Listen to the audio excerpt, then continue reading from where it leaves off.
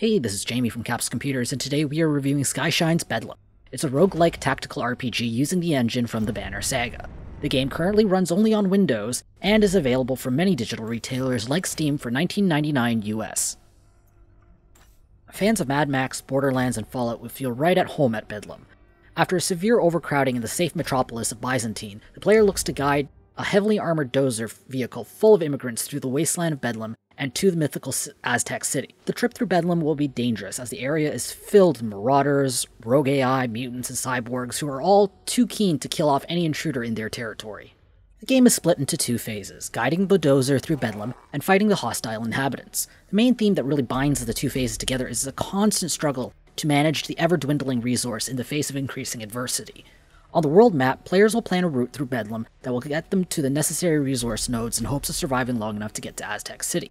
The three main resources that need to be managed are the crude to fuel the dozer, meat to feed the passengers, and the power cells to upgrade the dozer and fuel those special abilities used in combat. Along the way, players will bump into a variety of random events that will have players wading into combat, gaining or losing resources, and gaining more passengers. To my annoyance, there really doesn't feel like much strategy involved in choosing the route. There's no real way to see the upcoming possible moves, so oftentimes I found myself getting into resource-draining roundabout routes to that resource cache I was gunning for, seemingly going into the opposite direction. Skyshine Bedlam's combat is a turn-based tactical RPG style.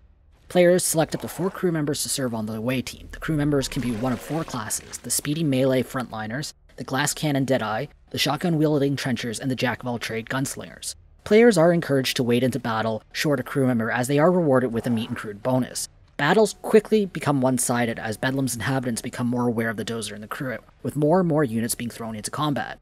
The equalizer abilities in the dozer weapons can help players even the odds, but it does come at a heavy cost of precious power cells. I'm not a fan of the combat in Skyshine's Bedlam. The flow of combat doesn't feel really smooth due to the fact that players can only do 2 actions plus any power cell ability per turn. Additionally, combat units only level based on the number of kills they make, which boils down to favoring 1 or 2 special units or veteran units, mopping up the entire battle, while the other away team members serve as disposable cannon fodder. Bouncing back from losing one of these units is extremely difficult. Coupled with a lack of variation in battle, combat to me is just plain repetitive. The audiovisual experience in Skyshine's Bedlam is solid. The art style has a great comic book vibe that is actually kind of soft feeling in relation to its really gritty atmosphere.